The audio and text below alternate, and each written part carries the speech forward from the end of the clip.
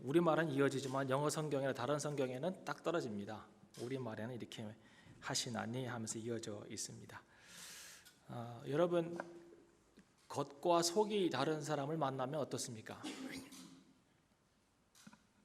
지금 말하는 게 참 좋은 말 같은데 진심이 아니라고 느껴질 때 여러분 어떻게 느낍니까?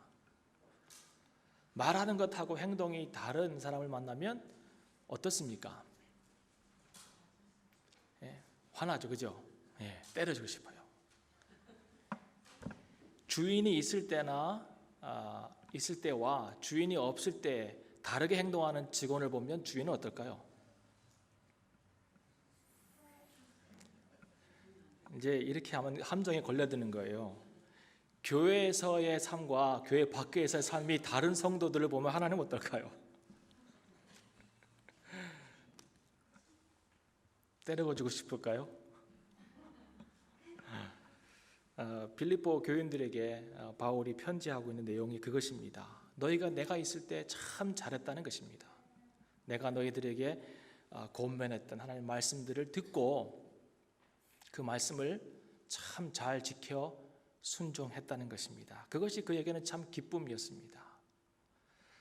빌립보 성도들은요, 아는 것과 행하는 것에 하나 된 믿음을 가졌습니다. 그러니까 듣는 것, 아는 것과 행하는 것이 하나가 되는 그런 믿음이 그들의 믿음이었습니다. 깨닫는 것이 참 중요합니다. 그런데 깨닫고 행하지 않으면 별 유익이 없습니다.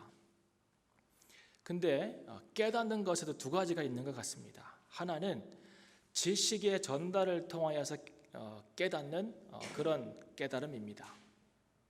이것은 설교나 강의나 이런 것을 통하여서 나에게 전달되어 오는 지식을 통하여서 그 지식에 동의가 됨으로 깨달아지는 것입니다. 이런 지식이, 이런 깨달음이 하나 있고요. 또 다른 깨달음은 뭐냐면 자각하는 것입니다. 아주 뼛속까지 내가 느끼는 것입니다. 이 자각. 이 자각이 참 중요해요. 남이 전달하는 지식은 동의가 되지만 그것이 행동으로 옮겨지기란 쉽지 않습니다. 그런데 자각을 하면은 행동으로 옮기기가 더 쉽습니다. 이 자각을 하는 데에는 두 가지 방법이 있습니다. 하나는 경험입니다. 내가 스스로 경험하는 것입니다. 그래서 망해봐야 알아요. 어려움을 겪어봐야 알아요. 경험해봐야 알아요. 경험해봐야 건강이 얼마나 소중한지, 하나님 안에 있는 것이 얼마나 좋은지를 알게 됩니다. 근데 경험을 해서 깨닫지 말고 더 좋은 방법이 하나 있습니다. 그것은 묵상입니다. 묵상. 그러니까 성도는 묵상해야 합니다. 묵상해서 스스로 깨닫고 그 스스로 깨달은 것을 행할 수 있어야 합니다. 제가 여러분에게 전달하는 이 성경적 지식, 설교는 한계가 있습니다. 듣고 참 좋은 말씀이라고 생각할 수 있습니다. 그런데 그것을 행동으로 옮기기는 참 어렵다는 것입니다. 근데 빌립보 교인들은 그것을 행동으로 옮겼습니다. 바울이 권면하고 가르치는 것들을 그들의 삶 속에서 지켜 행했습니다.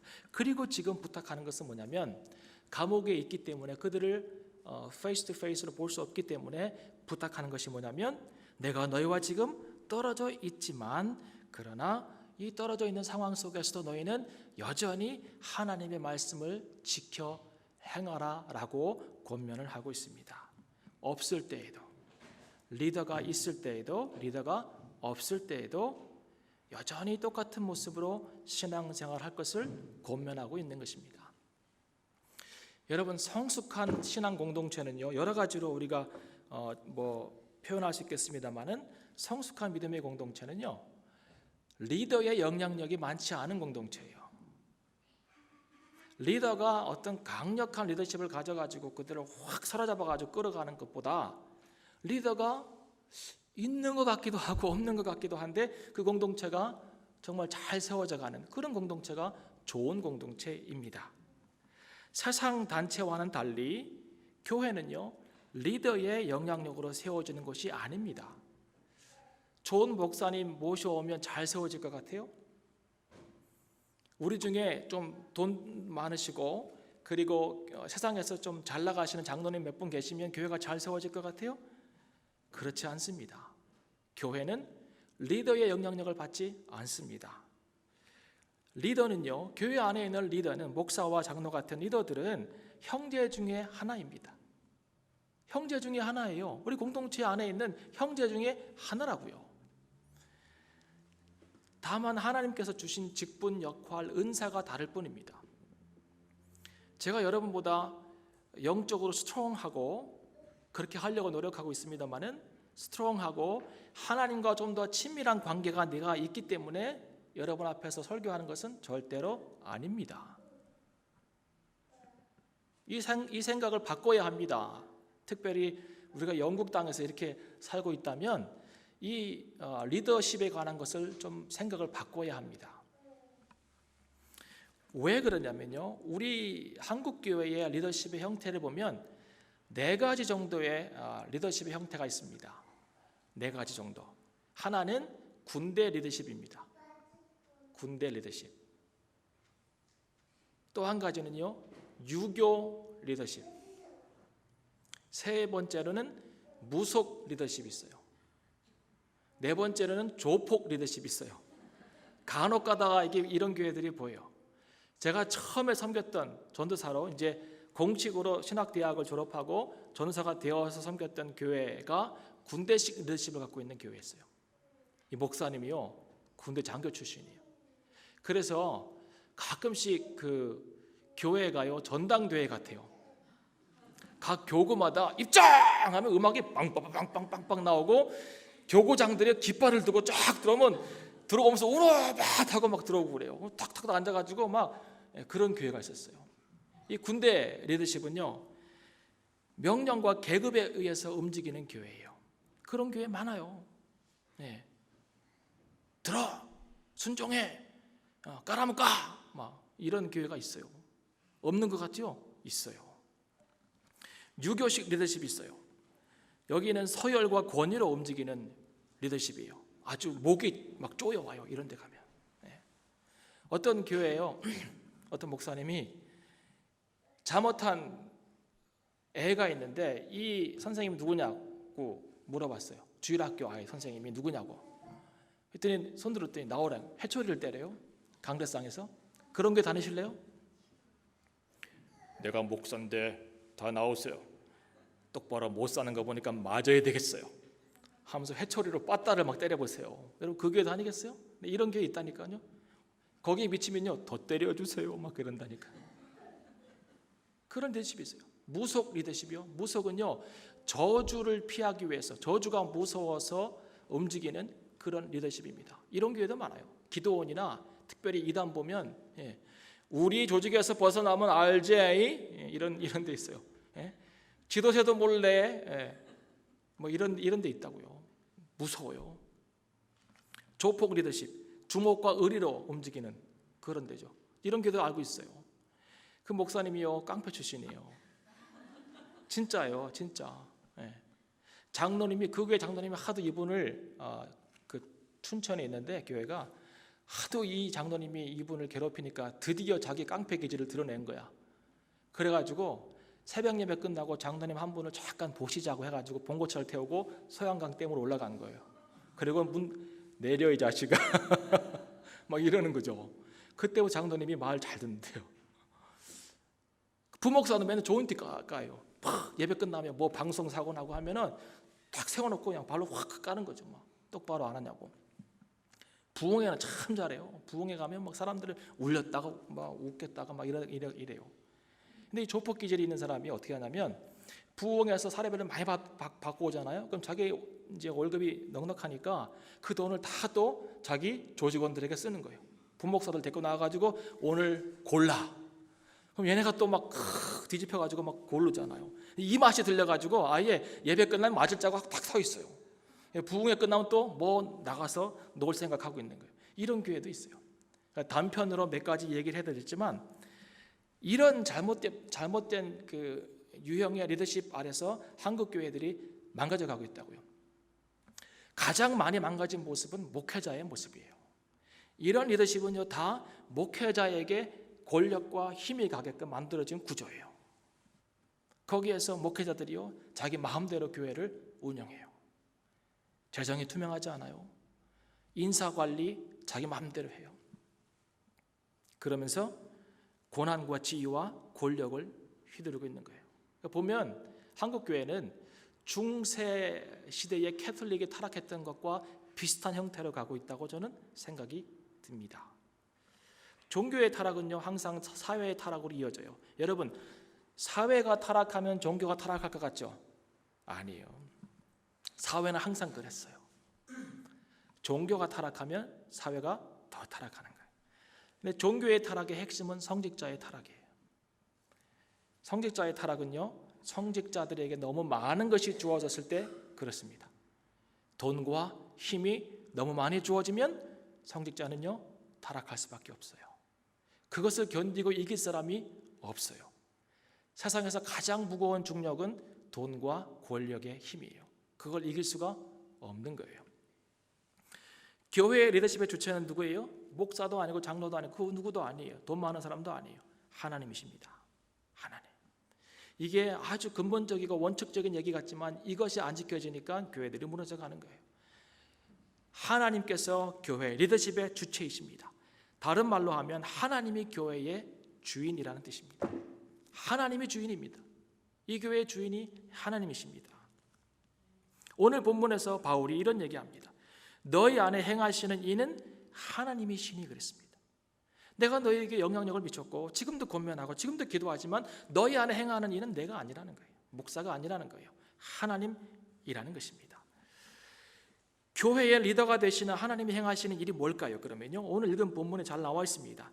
하나님께서 교회 안에서 행하시는 일은 교회가 하나님의 선한 목적을 이루도록 뭐를 이루도록요?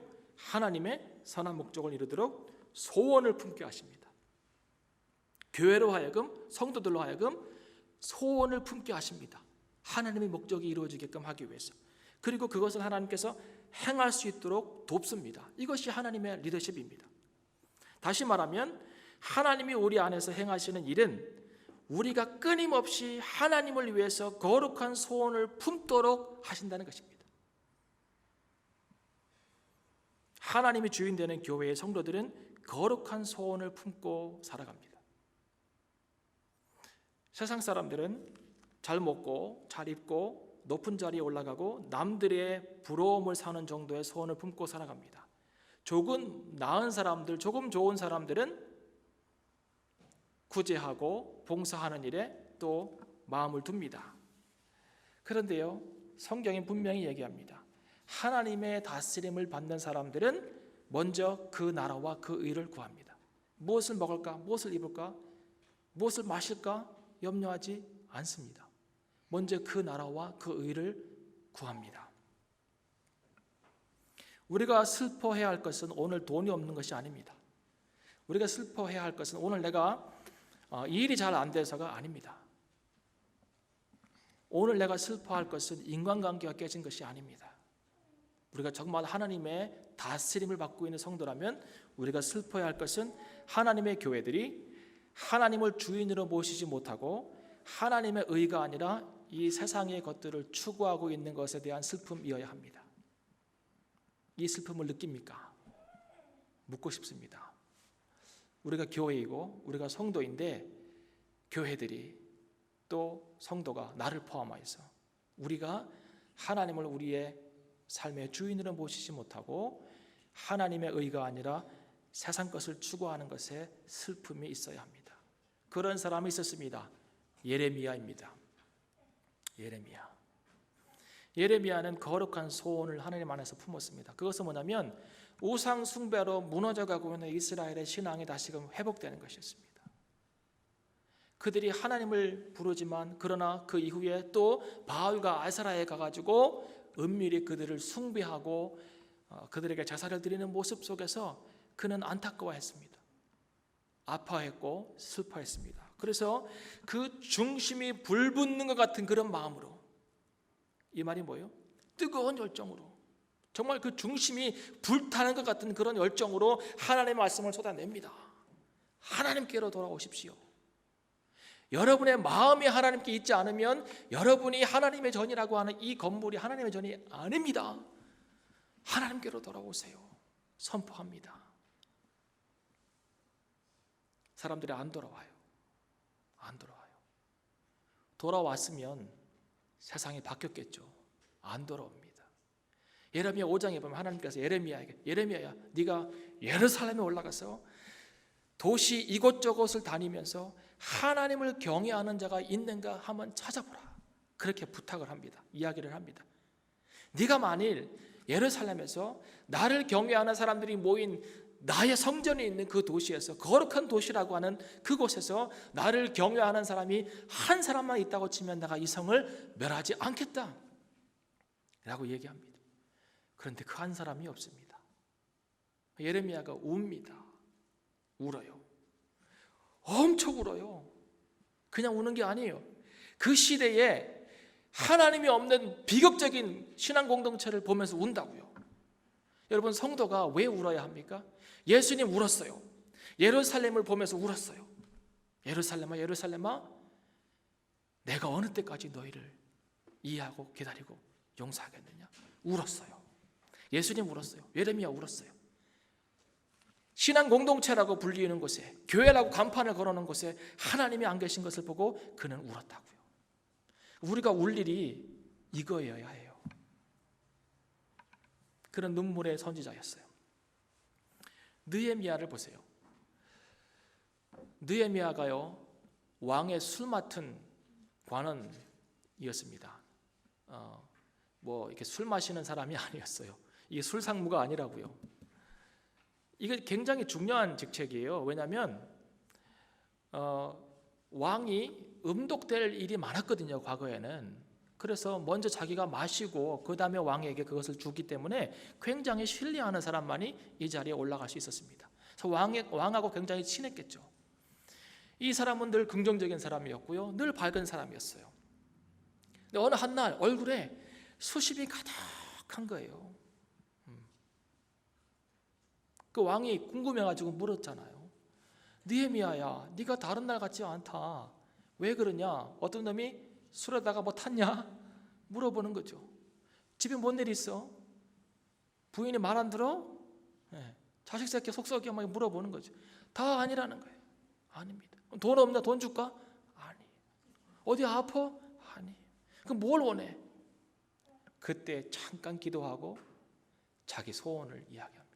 자기가 왜 마음이 아픈지, 자기 얼굴이 왜 수심이 가득 찼는지 이야기를 하는 거예요. 근데 그 이유가 뭐냐면 내 조국 이스라엘이, 내 조국이라고 얘기해요. 내 선조의 땅 이스라엘이, 예루살렘이 성벽이 무너지고 백성이 능력을 당하고 있습니다. 그 얘기를 하는 거예요. 사실 이 느헤미야는요, 이렇게까지 슬퍼하지 않아도 됩니다. 왜요? 그는 이미 포로가 처음 시작된 지 150년 이후에 태어난 사람이에요. 예루살렘이 어떤지 몰라요. 가보지도 않았어요. 페르시아 땅에서 태어났다고요. 포로는 바벨론 때 끌려왔는데 이미 그 나라도 망했고 페르시아라는 나라가 세워져 가지고 페르시아에서 태어나서 페르시아에서 교육을 받고 페르시아 왕을 섬기는 사람이라고요. 포로 3세대가 넘어간 사람이에요. 그 사람이 예루살렘이 그런들, 이스라엘이 그런들 무슨 상관이 있겠어요? 슬퍼할 이유가 별로 없는 거예요. 그런데 슬퍼하고 있습니다. 그리고 이 사람은 페르시아에 충성을 다해야 되는 그런 관직에 있는 사람이잖아요. 게다가 이미 1차와 2차 포로 귀환을 다 했어요. 그 땅은 이미 포로 귀환한 사람들에게 맡기면 되는 거예요. 얼마나 훌륭한 사람들이 포로 귀환했어요. 그 중에 하나가 스룹바벨이고 그 중에 하나가 에스라예요. 하나님의 말씀도 잘하고 있는 분이고 하나님을 향한 열심도 있는 분이에요. 그들이 하게끔 놔두면 되는 거예요. 그런데 그걸 못 견디는 거예요. 그걸 못 견디는 거예요. 그렇게 하지 않아도 됨에도 불구하고 그는 뭔가 우리가 뭘 먹고 체해가지고 소화가 안 돼서 늘 한쪽 구석이 불편한 것처럼 그 마음속에 하나님께서 주신 거룩한 부담감을 품고 그것을 못 견뎌가지고 울고 있는 거예요. 수심이 가득 차 있는 거예요. 이것이 하나님의 사람이에요. 이것이. 품었어요. 그들은 품었어요. 그런데 잘 들으세요. 지금부터 소원을 품는다는 것은 그 소원의 시작점이 내가 아니라는 뜻입니다. 잘 알아야 돼요. 제가 금요일날 설교했죠. 내가 비전을 품고 내가 이루어가는 겁니까? 아니요. 나를 향한 비전을 가진 하나님께 붙들는 게 중요하다 그랬죠. 여러분, 소원을 품는다고 하는 것은 그 소원의 출발점이 내가 아닙니다. 언제나 소원은 하나님께로부터 시작됩니다. 여기 뭐라고 그랬어요? 우리 교회의 리더가 되시는 하나님께서 행하시는 일은 하나님의 선한 목적이 그랬어요. 하나님의 선한 목적, 그것이 소원입니다. 여기에서 우리는 두 종류의 사람의 유형을 발견합니다. 하나는 하나님의 거룩한 소원을, 그 하나님의 그 선한 목적이잖아요, 그죠? 그 하나님의 거룩한 소원을 하나님께서 씨앗처럼 우리에게 주실 때 그것을 받고 품는 사람이 있습니다. 이것이 한 사람입니다. 소원은 하나님께로부터 시작되는 것인데 그 하나님의 거룩한 목적이 우리에게 씨앗으로 심겨질 때에 그것을 품는 사람이 있다고요. 또 한 가지 유형은 하나님이 거룩한 소원의 씨앗을 주셨지만 그것을 하찮게 여기고 내 것으로 여기지 않고 다른 것을 품고 있는 사람이 있습니다. 다른 것을 품어요. 여러분 마음을 잘 오늘 점검해 보셔야 돼요. 여러분 신앙도 점검해 보셔야 돼요. 여러분은 오늘 여러분의 마음의 한복판에 품고 있는 것이 무엇입니까? 한번 잘 생각해 보시기 바라요. 나는 오늘 뭘 품고 있는가? 여러분, 암탉이 비슷한 돌멩이 품고 있으면 되겠어요? 자기가 낳은 달걀을 품고 있어야지. 그래야 그 달걀에서 부화돼 가지고 생명이 나올 거 아니에요. 그죠? 근데 엄마가 약간 맛이 갔어. 자기 달걀들은 놔놓고 옆에 타원형으로 생긴 돌을 품고 있다 이 말이에요. 그리고는 아가야 빨리 나와라, 나올 때가 지났다 이러고 있는 거예요. 그럼 나와요 안 나와요? 안 나와요. 돌멩인데 뭐 생명이 없는 것인데. 그런데 놀랍게도, 참으로 놀랍게도 많은 성도들이 이 돌멩이 같이 생명 없는 것을 품고 있다 이 말입니다. 그 삶 속에 이것을 품고 아주 소중히 여겨요. 아주 따뜻하게 보관해 여기다 품고. 그런데 아무런 변화가 없습니다. 우리가 품는 것은 대부분 생명이 없는 것이에요. 제가 언젠가 한번 얘기했잖아요. 자동차를 몰고 가는데 저만치 새카만 까마귀들이 뭘 뜯어먹고 있어. 도로 한가운데서. 그래서 나는 고속도로니까 팡팡팡팡 했죠. 근데 안 날아가요. 몇 마리는 날아가는데 여전히 차가 가까이 다가왔음에도 불구하고 여전히 거기 정신 팔려가지고 뭘 먹고 있는 거예요. 뭐예요? 동물의 사체, 죽어 있는 거, 생명 없는 거. 그걸 먹고 있느라고 위험이 다가와도 몰라요. 이게 성도들의 삶이에요.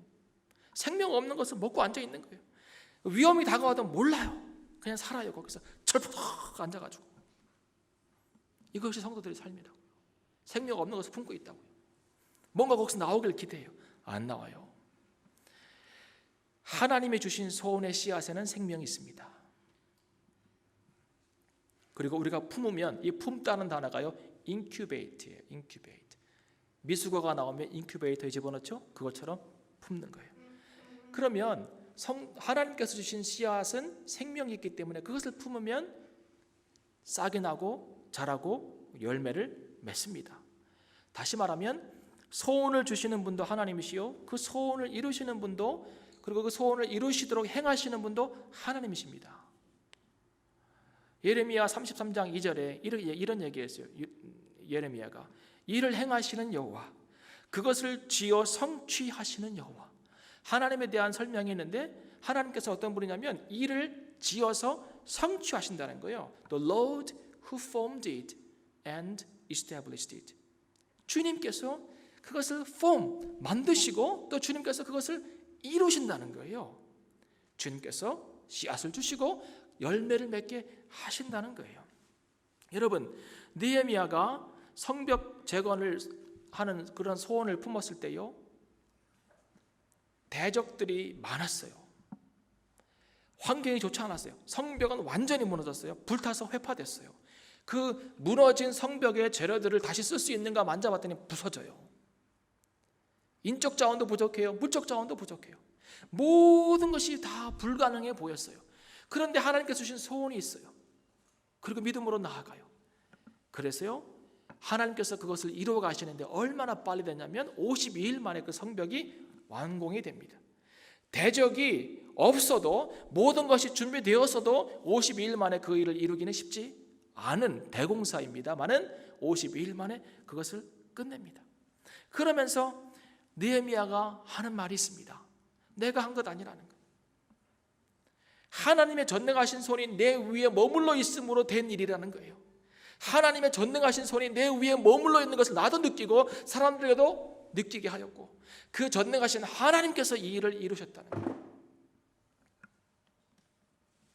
하나님이 모든 것을 공급하셨고, 하나님이 대적들로부터 우리를 보호해 주셨고 그랬다는 거예요. 그래서 그의 고백은 뭐냐면 하나님께서 이루셨다입니다. 여러분, 하나님께서 이루셨다, 하나님이 하셨다라고 하는 고백은 어떤 일을 해놓고 그냥 하는 고백이 아니에요. 하나님께서 하셨다라고 하는 고백은 도저히 불가능한 일이 이루어졌을 때 그때 하는 얘기예요. 바다에 길이 생겼을 때 그때 하는 얘기예요. 하나님께서 하셨구나. 사막에 강이 흘러갈 때 그때 하는 말이 하나님께서 하셨구나. 황무지가 장미꽃같이 피는 것을 볼 때 그때 하나님께서 하셨구나라고 하는 고백을 할 수 있는 거예요. 느헤미야 같은 상황이 바로 하나님께서 하셨구나라고 하는 고백을 할 수 있는 상황입니다. 4천억 준비해놨다가 그 건물 다 지은 다음에 하나님께서 하셨습니다라고 하는 고백은 잘못된 고백이라는 거예요.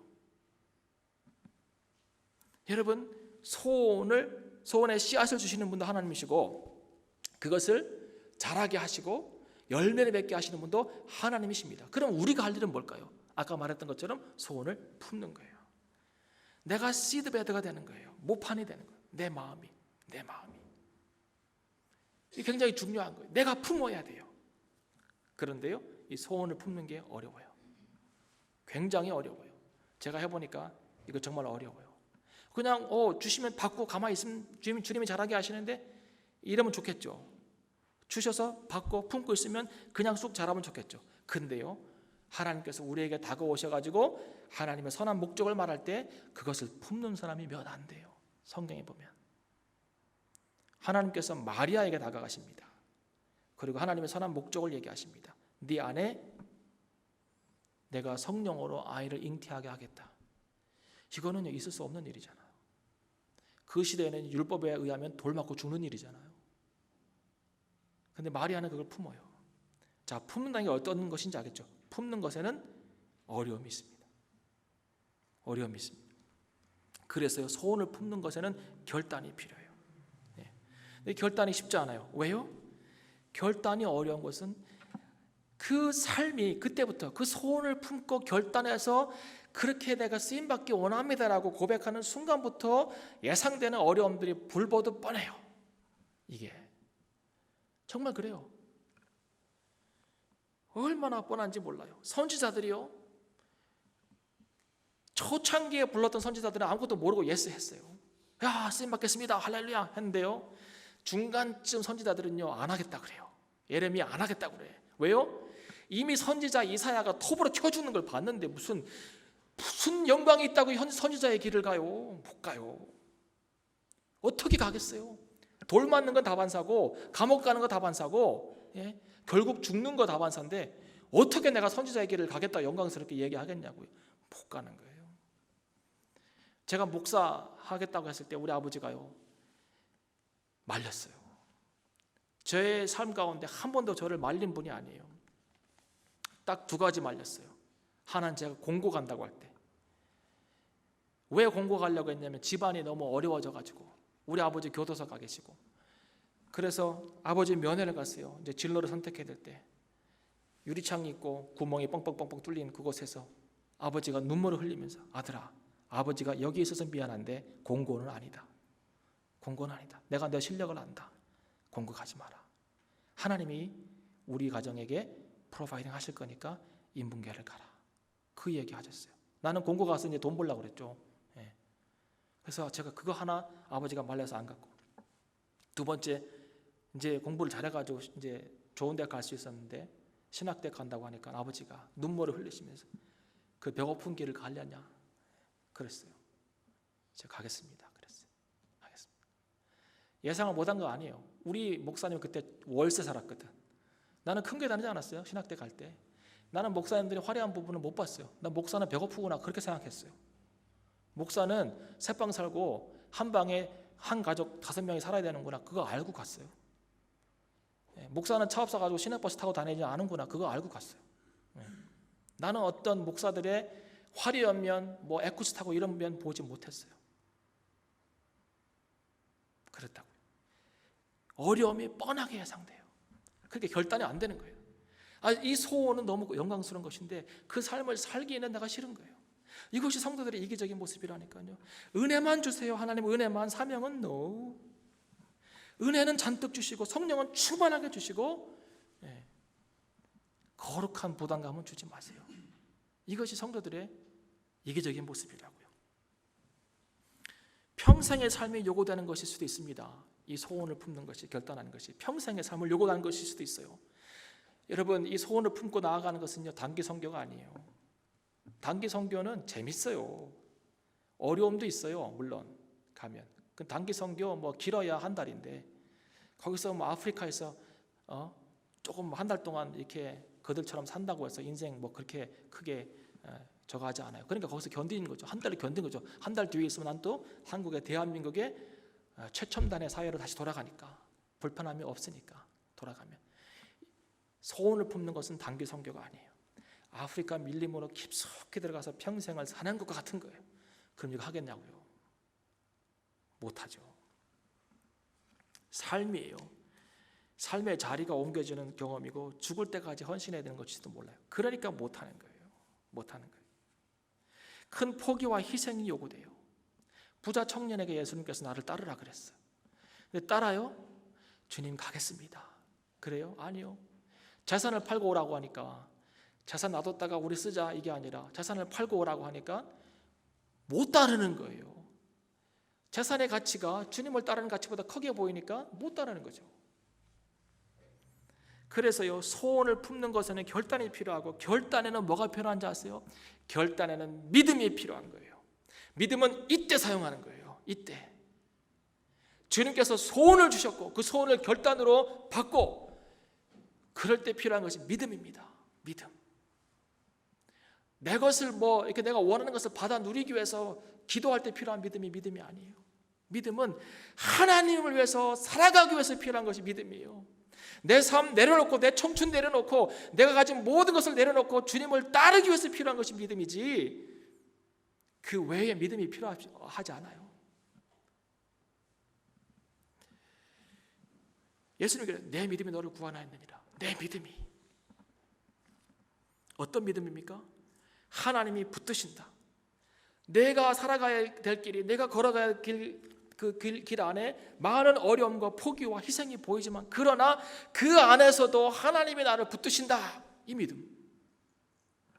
하나님이 일하신다. 그분이 입히신다. 그분이 공급하신다. 그분이 시작하신 일을 끝내신다 라고 하는 이 믿음이 필요한 거예요. 결단할 때. 여러분 이 믿음 있습니까? 이 믿음이 있어야 돼요. 하나님 이 일이 되어줄 줄 믿습니다. 이게 아니라 신실하신 하나님께서 그의 계획에 따라 모든 일을 차질 없이 끝내시고 그 일의 과정 속에서 나를 돌보신다고 하는 믿음이 필요합니다. 느헤미야 5장에 보면 하나님께서 어떻게 그에게 공급하시는지 그는 잘 묘사하고 있습니다. 그 성벽 공사가 굉장히 큰 공사인데요. 여기 시작하고 여기 시작하고 여기 시작하는 것이 아니라 그 성이 한꺼번에 딱 세워지기 위해서 각 구역마다 다 모든 사람 나와가지고 한꺼번에 일을 하고 해나가는 거예요. 한꺼번에. 그래서 51일 만에 끝났어요. 그런데 각자 자기가 먹을 것은 자기가 해결해야 돼요. 근데 그 와중에 하나님의 일에 동참하겠다고 나온 사람들 중에 한 150명은 극빈자였고 그리고 같이 식사를 해야만 되는 사람들이 450명이나 되었어요. 엄청나게 많은 숫자가 있어요. 느헤미야가 그들을 먹여요. 자기의 모든 것을 투자해서 그들을 먹인다고요. 그런데 재밌게도요, 느헤미야에 잘 보면 느헤미야가 아닥사스다의 명을 받고 총독으로 유다에 온 지 12년 동안 그는 총독의 녹을 받지 않았어요. 그가 다른 총독과 비교를 해요. 다른 총독들은 백성을 유린하고 그들의 것을 착취하고 하지만 나는 그런 일이 없었습니다. 하나님. 그래 고백하고 12년 동안 이것이 왕의 일이 아니라 우리 믿음의 공동체의 일이기 때문에 나는 월급을 받지 않습니다. 12년 동안 받은 것이 없어요. 그런데 날마다 먹여야 될 사람들은 450명이나 되는 거예요. 엄청난 양의 소와 뭐 이런 것들을 잡아서 먹이는 거예요. 매일. 그들을 격려하고 돕기 위해서. 더 많은 사람들이 와요. 느헤미야에게 가면은 먹을 것이 있다. 더 많은 사람들이 와요. 더 많은 음식이 필요해요. 그런데요, 그것을 해내요. 어디서 생기는지는 모르겠어요. 하나님이 공급하시는 거예요. 먹이면 또 와요. 먹이면 또 와요. 먹이면 또 와요. 사용하면 또 생기는 거예요. 하나님이 공급하시는 거예요. 공급하시는 거예요. 이 은혜를 경험해야 돼요. 이것을 경험해 봐야 하나님께서 하나님의 소원을 품고 나아가는 사람을 먹이시고 입히시고 돌보시는구나, 이것을 경험할 수 있어요. 근데 시작을 안 하면 이건 경험이 안 돼요. 시작을 안 하면. 많은 사람들이 간증하잖아요. 제가 이렇게 했는데 하나님께서 이렇게 하셨습니다. 간증 듣고 그렇게 살아봐야지 라고 하는 마음의 생각은 생길지 모르지만 시작은 못하는 것은 엄두가 안 나는 거죠. 믿음의 엄두가.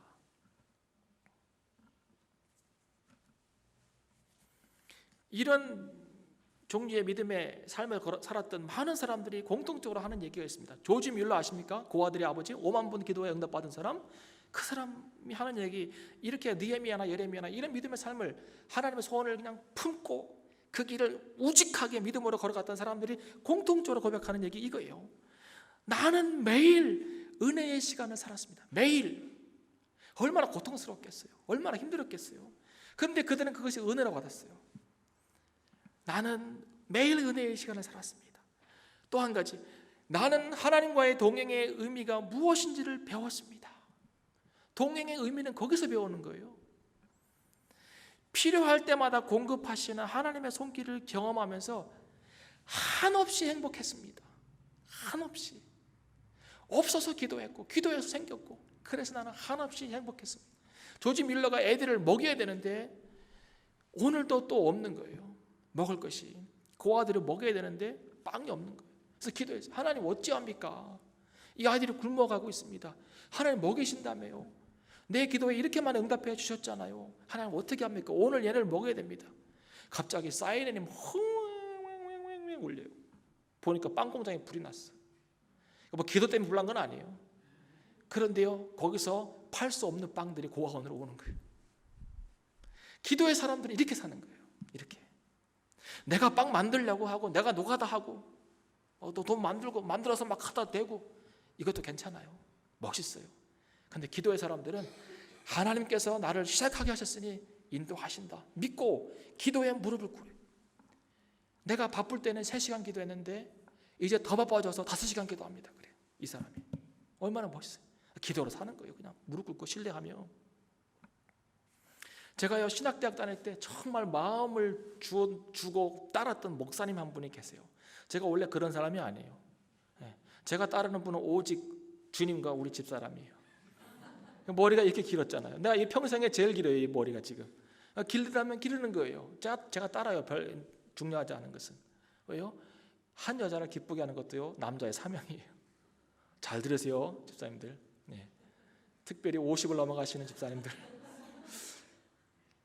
여러분의 아내가 갱년기를 겪고 있다고요. 네. 들어주세요.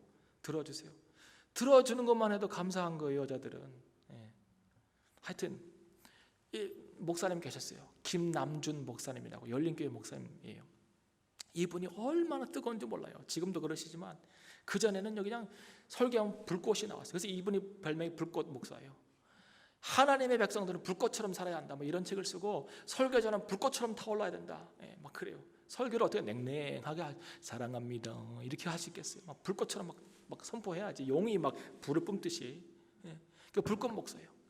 근데 이분이요, 얼마나 뜨거운지 내가 그 교회를 한번 가봤어요. 내가 또 어떤 목사님 좋아가지고 교회 가본 적 그거 처음이에요. 그만큼 내가 막 신학생 때 갈급했고 말씀을 공급받고 싶었고, 그래서 이제 이 교회를 갔어요. 근데 이분이 신학생들을 위해서 책을 한 권 썼어요. 아주 고전이에요. 그 책 제목이 뭐냐면 자네 정말 그 길을 가려나요. 자네 정말 그 길을 가려나. 읽어봤는데요, 못 가겠더라고요. 목회자의 길은 내가 생각했던 것보다 더 어려워요. 계속 그 질문을 하는 거예요. 그 책이 나한테. 자네 정말 그 길을 가려나. 지금도 질문해요, 하나님이. 자네 정말 그 길을 가려나. 진짜 계속 이 길을 가려나. 계속 물어요. 목사는 유혹이 없는 것 같아요. 목사도 가끔 딴 거 하고 싶어요. 목사도. 그래 내가 이해해요. 여러분이 얼마나 딴 거 하고 싶을까. 여러분 교회 와서 맨날 이렇게 힘든 설교 들으니까, 이 파워 있는 이 강력한 설교를 들으니까 얼마나 눌릴까. 어떻게 보면 그런 생각도 해봐요. 내가 맨날 죽자고 하고, 주님아 죽읍시다, 막 죽읍시다, 막 아낍시다, 막 소박하게 삽시다, 맨날 이런 얘기만 하니까 얼마나 힘들어요. 이해해요. 근데 목사도 그래요. 내가 정말 이 길을 가려나? 끝까지 가려나? 뭐 이런 생각이 있어요. 근데 그분이 이런 얘기예요. 이제 더 이상 평범한 목회자는 필요 없다는 거예요. 평범하게 목사하려면 목사 되지도 말고 평범한 교회를 하려면 교회 개척도 하지 말라는 거예요. 이 사람이 그런 얘기를 막 해요. 그 책에서 특별한 목회자가 필요합니다. 그 어떤 목사가 특별한 목사예요? 특별하게 준비된 사람. 그러면 특별하게 준비된 사람은 계속 얘기해요. 이 사람이 소명이 분명한 사람.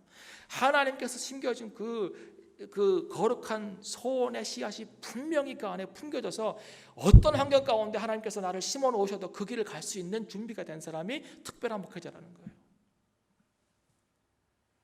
거룩한 소명을 느끼지 못한 사람이 어떻게 외로운 광야에서 준비시키시는 하나님의 영적인 수련을 감당하겠는가. 이 얘기를 막 해요. 막 두려웠어요. 제가 하나님께서 심겨주신 그 소원을 품지 못하는 사람, 그만한 믿음이 없는 사람이 어떻게 외로운 광야에서 하나님께서 준비시키는 그 혹독한 훈련을 이겨낼 수 있겠냐 이 말이에요. 이분이 그 질문을 막 해요. 저한테 간접적으로 똑같은 질문 하나님 하세요. 하나님께서 주신 그 우리가 감당할 만한 소원의 씨앗을 주실 때 마저도 아멘하고 어떤 어려움이 있더라도 그것을 내가 가겠습니다라고 결단할 수 없는 사람이 어떻게 하나님의 훈련을 다 견딜 수 있겠냐 이 말이에요.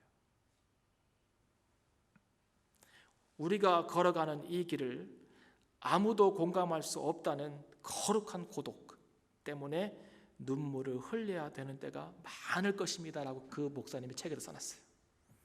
누구도 나의 가는 길을 알아주지 않기 때문에 고독의 눈물을 많이 흘릴 때가 있을 겁니다 라고 얘기를 쫙 써요. 그런데 핵심은 이거예요. 그러나 그 모든 것을 당신의 삶 가운데 시작하신 하나님이 그 시작부터 마칠 때까지 당신을 인도하실 것입니다. 이 얘기를 해요. 이 약속을 받는 자는 시작하는 자입니다 라고 얘기해요. 여러분 동일한 얘기하고 있어요. 여러분 정말 이 하나님께서 주시는 우리 소원의 씨앗을 여러분 품겠습니까? 마음속에 결단하고 믿음으로 가겠습니까? 동일한 질문이 주어져 있습니다. 여러분 다 각자에게 주신 크든 작든 그 하나님의 소원의 씨앗을 받으세요. 하나님 나를 감당하기 원합니다. 지켜주세요. 제가 힘들 때 넘어졌을 때 일으켜주세요. 제가 배고플 때 먹여주세요. 하나님 제가 힘겨워서 다른 생각할 때 막아주시고 끝까지 승리할 수 있도록 도와주세요. 기도하시고 가시면 돼요. 두려워하지 마세요. 주님이 부르십니다. 주님이 여러분에게 각자에게 말씀하십니다. 소원을 주십니다. 붙잡으세요. 그리고 믿음으로 가세요. 예레미야처럼, 느헤미야처럼, 조지 밀러처럼, 그리고 익명의 수많은 그리스도인들처럼 그렇게 살아가시기 바랍니다. 기도하겠습니다.